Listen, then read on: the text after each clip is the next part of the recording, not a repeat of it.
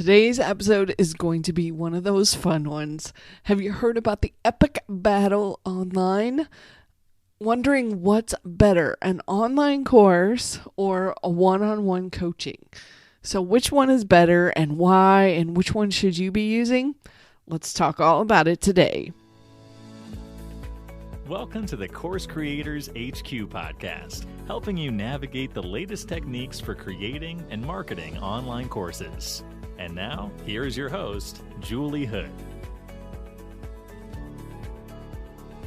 Hey, so glad you are here for today's episode. And before we start, I want to tell you a little bit about a new feature that Kajabi has added to their tool. They now have an option so that you can add a coaching product to your suite of courses, and you're really going to love all the neat features that they have built into it.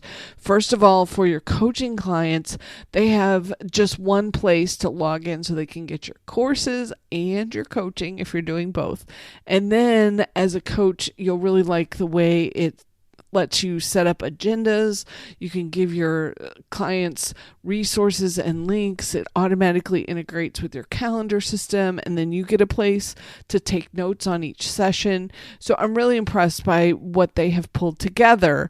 So yes, could you do this all separately with your own set of tools? Yes, you could. But let's streamline it. Let's make it simple. Let's keep that technology from being a headache. And because I'm so impressed overall with Kajabi and everything that it has to offer, I've pulled together this really fantastic collection of $850 worth of my best courses and a free coaching session with me when you sign up for Kajabi using my affiliate link. So just go to coursecreatorshq.com/Kajabi to sign up. It'll give you all the details, and then I'll also put the link in the show notes. All right, let's get on to today's discussion about courses versus coaching and which one is better.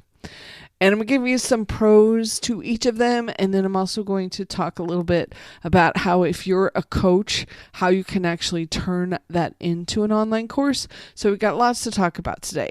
So first off, let's talk about some of the pros of online courses. First off, your students can take your course whenever it works for them. So the timing doesn't matter. You don't have to schedule them in and make sure you're both on the same timeline. They can take it on the weekend, in the middle of the night, whenever they want to access your course. Secondly, you are infinitely scalable with how many students you can put through a course. It's only limited by the tool that you're using to host it. So instead of having to restrict how much time you have to do coaching or how many people you can work with, you can put as many people as you want to through your online course. And online courses get you pretty darn close to passive income. Now, I try to be really careful about using that phrase, passive income, because when I think of it, I think of something that I can set up and that I don't have to do anything else with to earn the income. And online courses are really not that way. You can get them set up and people can go through them, but the non-passive piece of it is that you do have to market it. You do have to get in front of your potential students. You do have to sell it to them.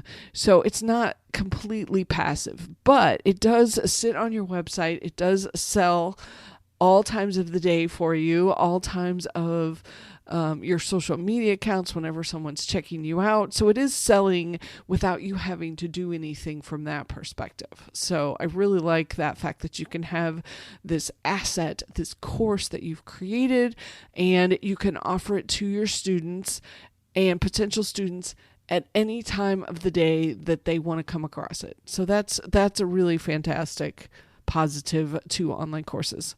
And then the next piece of this is that courses give you more time freedom. And by that, I mean you are not tied to a specific schedule with clients where you have to meet at this time or you have to schedule at that time. So if that's important to you, then, courses win out 100% on the time freedom question. Okay, so let's talk about some of the pros of coaching over an online course. in general, coaching lets you give more personalized advice, especially when you're doing one-on-one coaching. You can really dig in to the issues that your clients are having. You can get very specific personal advice to them to help them through the situation that they're going through.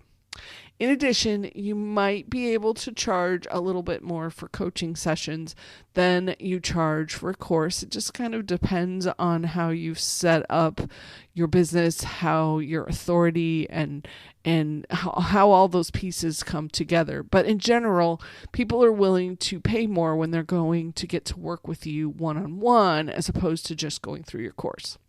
You also get the opportunity to really build a relationship with your clients. When you are working with them one-on-one and you're on the phone and you're going through all the highs and lows and celebrating with them, it builds a whole different relationship than if someone is just taking your course. Another piece of this is that people are much more likely to be held accountable and to actually get through material when they're working with you, when they know you're paying attention, when they know you're watching and you're asking them, and there's that whole accountability piece that isn't always necessarily there in a do-it-yourself sort of course.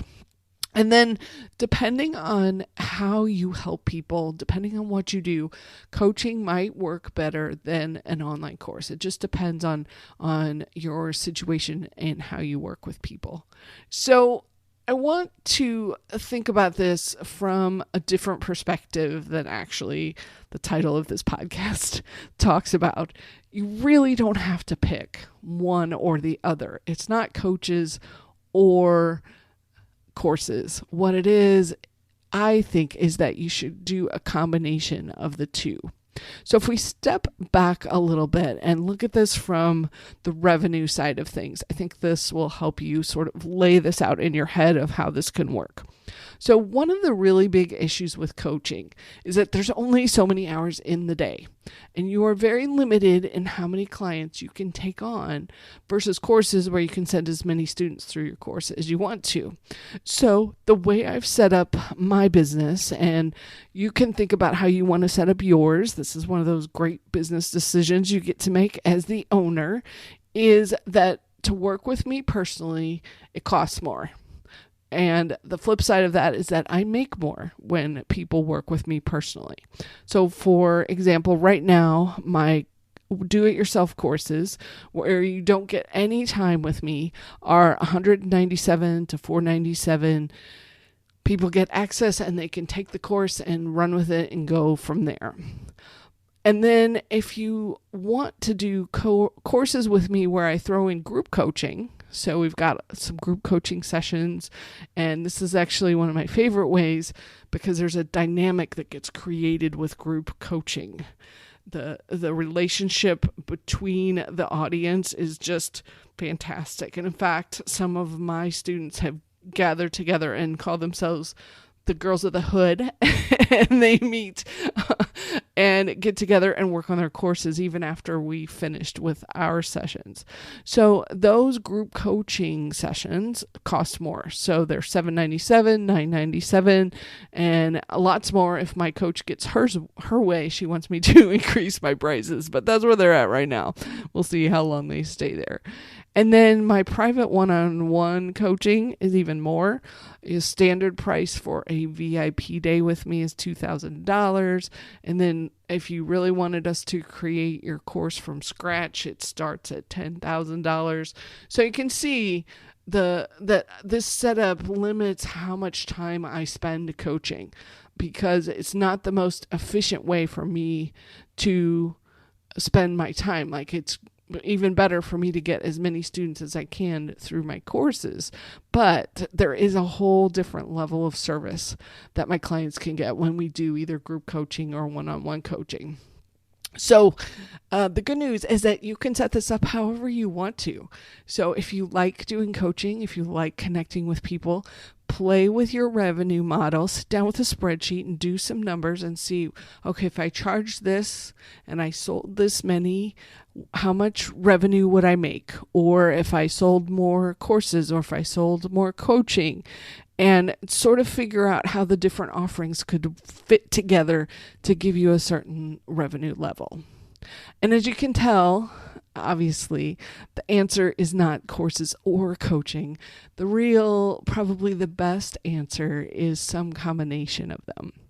So I also want to give you some advice for those of you who are coaches and are trying to figure out, like, how do I turn one-on-one coaching into a very general course that my students would be going through. So how does that work, and what are some ideas? So I've got some things for you to think about as you are going through this. So the first one is start with the process that you use with your clients, and how similar is it every time?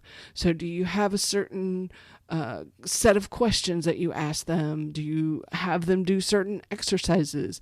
What sort of things are repetitive each time you work with a new coaching client? Because those form the framework for your course as you're pulling it together.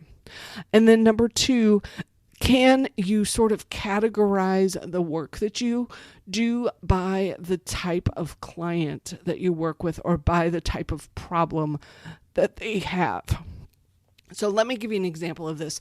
I worked with a therapist who said they worked and helped people with trauma, and then they had very specific kinds of trauma that they worked with.